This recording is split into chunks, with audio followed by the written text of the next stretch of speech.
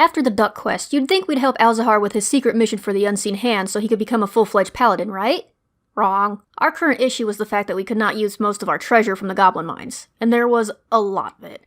I'm talking jewels and platinum. But unless we joined the local guild and became gold-ranked heroes, we'd be sent straight to jail if we're caught with any of it. But our group is comprised of very ADD characters who can't walk a straight line without distraction. So, on our way, Torek stops by the circus to buy a wolf pup and is now carrying it around in a baby sling. We also found a clothing shop with an empty display that reads, "The Emperor's Robes," but the only person who could see the robes in the window was Alzahar. Then there was the Emperor's Magic shop that Torek stopped at. However, the shopkeeper stepped out and spoke in a raspy voice. "Welcome."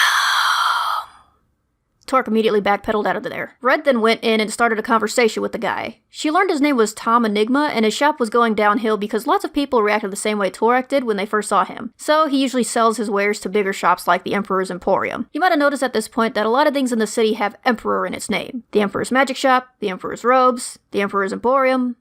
Anyway, we finally make it to the Heroes Guild to get registered. Red steps up first and gives an obviously fake name and claims to be 9 years old. I think the girl at the counter thought she was just being senile or something because she didn't question it. Alzahar registered, and then Torek. However, he decided to make a show of it and try to impress the woman with his magical abilities. By combining thaumaturgy and minor illusion, he grandiosely introduced himself in a shower of confetti and fake applause, all with his wolf pup still in the baby sling.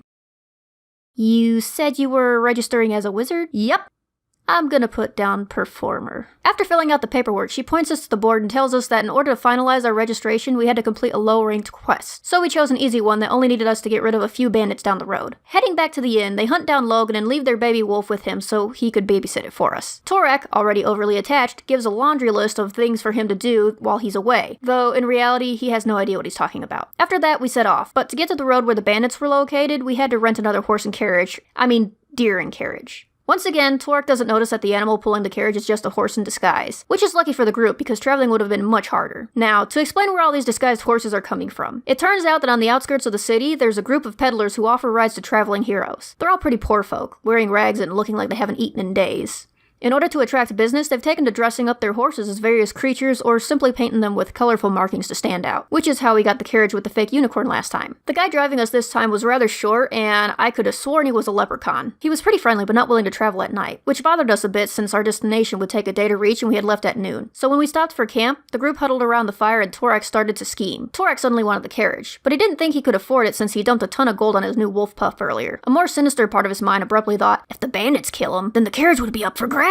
But no. The guy was too skittish to drive at night, so odds are he wouldn't be willing to go anywhere near the road with the bandits. But if the guy was scared away and abandoned everything, they could take what they wanted. Red noticed that the not-too-bright wizard was deep in thought and asked what was up. He explained his predicament, and as usual, Red was more than willing to help Torek with his schemes. Alzahar spots them whispering to each other and asks what they're doing. It was now or never, but the only way he'd be able to convince Alzahar to help was to convince him that the driver was a bad guy. Then a plan formed. A downright dastardly plan. He leaned towards Alzahar and whispered, "We think the driver might be a goblin." Red nods her head in agreement, but it didn't seem to convince the paladin. "What are you idiots talking about?" "We think he's wearing a mask," Red offers, but Alzahar still doesn't believe them as he glances over at the driver. It was at this point that Torek had to make a decision. During the duck quest, we had learned that Alzahar had a curse on his hand. What I didn't mention was at the time we understood that it was triggered by murder.